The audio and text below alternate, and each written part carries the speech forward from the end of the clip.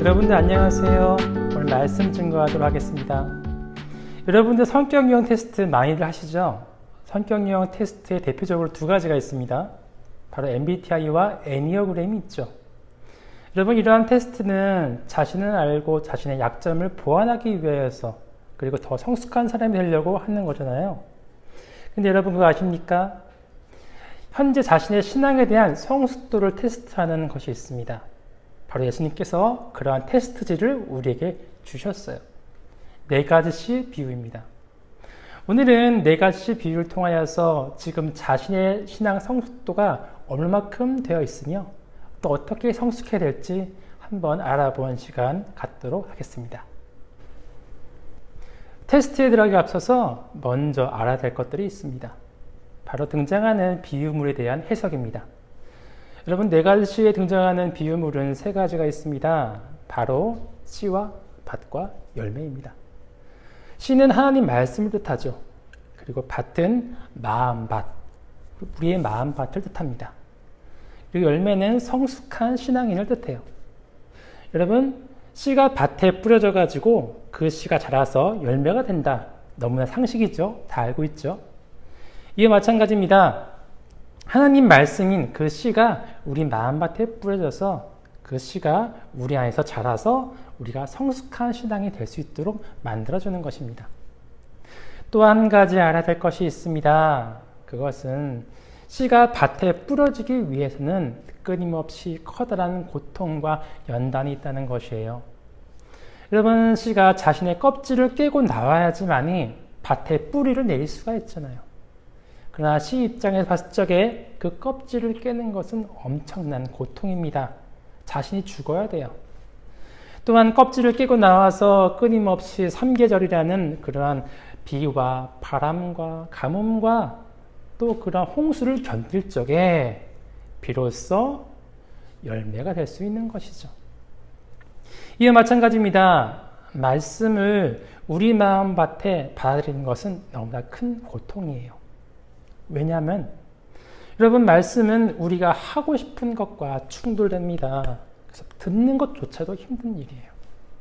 그런데 나아가서 그 말씀대로 사는 것은 더 힘듭니다.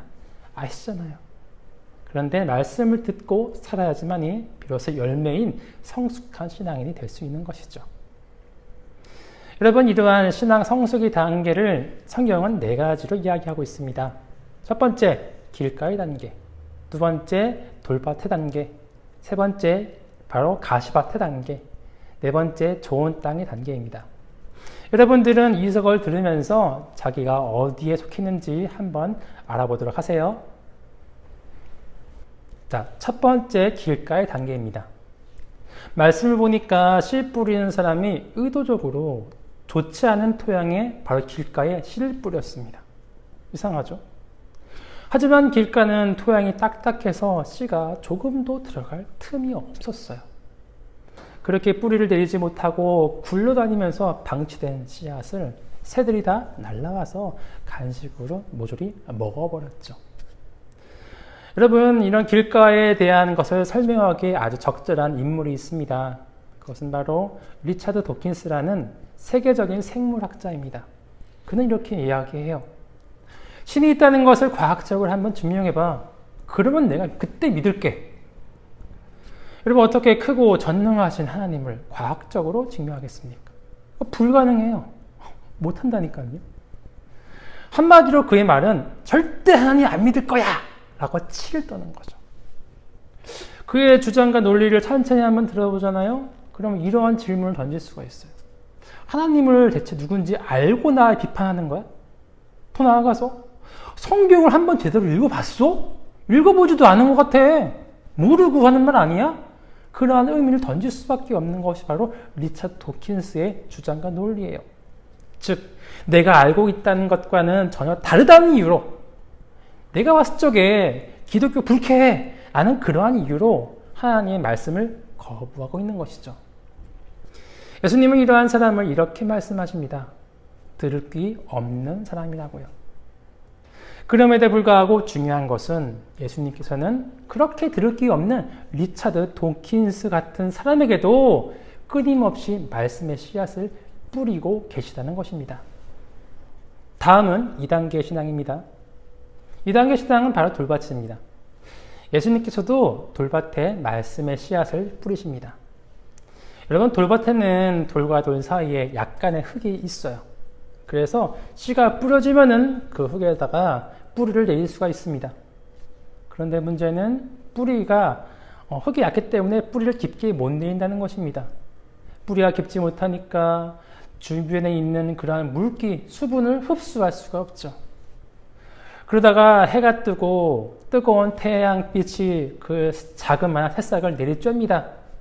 물이 얼마 없는 뿌리가 얕은 그러한 새싹은 금방 말라 죽게 되겠죠.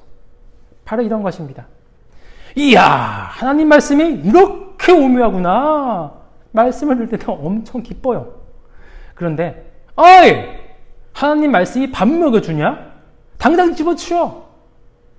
이렇듯 주변에서 고난을 주면은 바로 주춤하고 넘어지는 연약한 신앙인이 바로 돌밭의 신앙 단계입니다. 예를 들자면은 이제 막 교회에 나오는 그러한 초신자라고 할 수도 있고요. 또한 아직 신앙이 미성숙한 바로 여러분들, 학생들이라고 볼 수도 있습니다. 그러나 걱정할 필요 없어요. 여러분들 아직 신앙을 배우고 훈련하는 단계이잖아요. 훈련 받아서 2단계 신앙에서 3단계로 올라가면 그만입니다. 자, 3단계, 그 다음 단계는 바로 가시밭입니다. 가시밭은 밭도 좋고 땅의 습기도 많고 양분도 많습니다. 그래서 예수님의 말씀의 씨앗을 뿌리면 바로 뿌리를 깊게 내리고 여러분 싹을 잘 틔웁니다. 그러나 문제는 토양이 너무 좋다는 것에 있어요. 토양이 너무 좋으니까 가시도 함께 자랍니다. 가시밭에서 무성하게 자란 가시는 어느새 새싹의 머리를 막 짓눌려가지고 더 이상 자라지 못하게 방해를 하고 있어요. 그래서 뿌리를 깊게 내려서 새싹이 뽑히지는 않지만 더 이상 성장하지 못하고 성장이 멈춘 단계, 그것이 바로 가시밭의 단계입니다. 미안한 말씀이지만 한국교회 대부분의 성도님들이 바로 가시밭의 단계에 속하여 있습니다. 한국교회 성도들의 대부분의 출석을 열심히 하죠. 그리고 헌금도 잘 내고요. 성경 공부도 많이 해요. 그런데 문제는 한국교회 성도들은 신앙의 성숙, 그 성장이 멈췄다는 것에 있습니다. 무엇이 문제일까요? 바로 걸림돌 때문입니다. 걸림돌이라는 것은 하나님보다 더 좋아하는 우상을 이야기해요. 예를 들어 하나님도 좋은데 돈이 더 좋아. 하나님 좋지. 그런데 명예가 더 좋아. 하나님 좋아. 그런데 성공이 더 좋아. 하나님 자식 문제만큼은 건들지 마세요. 이런 것들이죠. 가시밭의 대표적인 인물이 바로 예수님 당시의 바리새인들이었습니다. 그들은 굉장히 하나님에 대한 하나님 말씀에 대한 열심이 있었어요. 그런데 그 지나친 말씀에 대한 열심이 바로 율법주의가 되어버렸죠. 그래서 예수님께서 뿌리시는 말씀의 씨앗들이 자신에게 오면은 자신의 율법주의 밭 쪽에 안 맞거든요. 마음이 불편하거든요. 그래서 불순종했습니다. 그리고 그들은 신앙이 죽을 때까지도 그 신앙이 발전하지 않았어요. 거기서 멈췄어요. 그것뿐만입니까? 오히려 예수님을 십자가에 못 박았죠. 가시밭의 가장 큰 문제는 바로 자신이 가시밭인 것을 모른다는 것입니다. 자기가 좋은 땅인 줄 알고 있다는 것이었어요. 착각이죠. 그렇다고 가시밭이 나쁜 것은 아닙니다, 여러분. 좋은 거예요. 여러분, 그 걸림돌만 넘으면은 바로 신앙의 가장 성숙한 좋은 땅으로 갈 수 있는 단계, 그것이 바로 가시밭의 단계입니다. 그것을 알기에 예수님께서는 가시밭과 같은 그러한 바리새인들에게 말씀을 듣든지 안 듣든지 계속하여서 주었던 것이었어요. 그들은 걸림돌만 넘으면 바로 하나님 나라의 백성이 될 수 있으니까요. 가시밭에서 걸림돌을 제거하면 들어간 단계가 바로 가장 성숙한 신앙의 단계인 좋은 땅입니다. 좋은 땅은 토양도 좋고 습기도 많습니다. 그래서 씨가 뿌려지면은 바로 뿌리를 깊게 내리고 위로도 쭉쭉 성장할 수가 있습니다. 그러나 성장에는 많은 고통이 따릅니다. 여러분, 씨앗이 땅에 떨어져서 싹을 틔우잖아요. 틔울 때 자신의 껍질을 터트리고 나와야지만이 새싹이 될 수 있잖아요. 그런데 씨앗의 입장에서 보면은 그것은 자기가 죽고 새로운 생명을 나오는 것처럼 아주 힘든 고통스러운 단계입니다. 그뿐만이 아닙니다. 그 후에는 새싹이 나무로 성장하려고 적어도 3개월 이상을 견뎌야 합니다. 뜨거운 태양과 거친 바람, 홍수의 피해를 다 견뎌야 돼요. 그래야만이 성경에서 말한 대로 30배, 60배, 100배의 결실을 맺어서 열매 맺는 나무가 될 수 있는 것이죠. 그런데 여기서 오해하지 말아야 될 것이 한 가지가 있습니다. 흔히들 씨앗이 성장하여 해서 30배, 60배, 100배의 결실을 맺는다는 것을 돈으로 생각할 때가 많죠. 하나님께 10,000원을 헌금하면은 나중에 하나님이 불려서 30만원, 60만원, 100만원을 주시는구나. 재테크의 개념이구나. 이렇게 생각하는 경우가 참 많아요. 절대 그게 아니에요, 여러분. 여러분, 씨앗이 100배만큼 커졌다는 것은 나무가 되었다는 의미입니다. 나무요. 즉, 이전과는 완전히 다른 새로운 존재가 되었다는 의미예요. 이전에는 미성숙한 씨앗이라는 그러한 신앙인이었어요. 그런데 100배, 완전히 거듭났기 때문에 성숙한 신앙이 되었다라는 것을 말하는 것이죠. 즉, 천국 시민을 말합니다. 바로 이러한 사람을 말합니다. 나는 어떠한 일이 있더라도 하나님 뜻을 위하여서 살 거야. 세상은 어둠이기 때문에 밝은 빛을 비추는 신앙인들, 하나님의 자녀들을 싫어합니다. 그래서 세상은 성숙한 신앙인을 박해하고 고난을 줘요. 그 옛날 초대교회 성도들이 그랬습니다. 세상 사람들은 그들이 비추는 빛이 싫어서 그들을 박해했어요. 그래서 성도들은 순교를 했고요.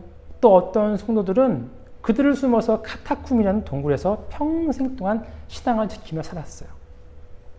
그러나 고난 가운데서도 그들은 하나님의 뜻을 버리지 않고 그대로 살았습니다. 그리고 성숙한 신앙인이 되었죠. 지난주 말씀이 바로 이것이었죠. 더 나아가 자신들을 박해하는 세상 사람들을 사랑하고 희생으로 품었어요. 그리고 더 나아가 세상을 변화시켰습니다. 그들은 하나님 나라를 이 땅에 건설하는 그런 성숙한 신앙인이 되었던 것입니다. 그러면 이제 정리해 볼까요? 첫 번째는 바로 길가의 단계입니다. 이것은 들을 게 없는 사람, 그래서 하나님의 말씀이 조금도 들어가지 않는 그러한 사람을 말해요. 길가의 신앙의 단계에서 성숙을 이루면 돌밭의 단계로 진입합니다. 돌밭은 교회를 다니고 신앙생활을 하지만 세상의 고난에 쉽게 넘어지는 연약한 신앙인을 말하고 있습니다. 여기서 더 성장하면 가시밭의 단계로 들어가게 됩니다. 가시밭의 단계는 오랜 신앙생활을 했기 때문에 하나님 말씀을 많이 알고 있어요. 그렇기 때문에 교회에도 절대로 빠지지 않습니다. 그러나 자신이 가진 그 걸림돌 때문에 신앙의 성장에 멈춘 성실한 신앙인을 말합니다. 그리고 걸림돌을 제거하는 그 순간 이들은 마지막 단계인 좋은 땅으로 들어갈 수가 있습니다. 좋은 땅은 어떠한 고난 가운데서도 하나님의 뜻대로 하나님 나라를 세우는 그러한 성숙한 신앙인을 말합니다. 마지막으로 중요한 사실 한 가지 말씀드리겠습니다. 예수님께서 4가지씩 비유를 우리에게 말씀해 주셨을 적에 그 이유가 있습니다. 그것은 우리의 대부분은 99.99%는 다 좋은 땅이 아니라는 거예요. 저도 아니고 여러분들 대부분 다 아닐 겁니다. 왜 해주셨을까요? 심지어 예수님의 제자들조차도 좋은 땅이었던 사람들 한 명도 없습니다. 그런데 해주신 거예요. 전부 돌밭 아니면 가시밭이었죠. 그런데 예수님께서 이 말씀해 주신 이유는 우리들의 그 부족한 신앙을 스스로 깨닫고 좋은 땅으로 되도록 노력해라 라는 그런 말씀이셨죠. 당신의 신앙 성숙도는 어느 단계에 있습니까? 자신의 부족한 신앙을 스스로 깨닫고 채워서 성숙한 신앙인으로 나아가는 저와 여러분 되기를 간절히 소망하겠습니다. 다음 주에 만나요.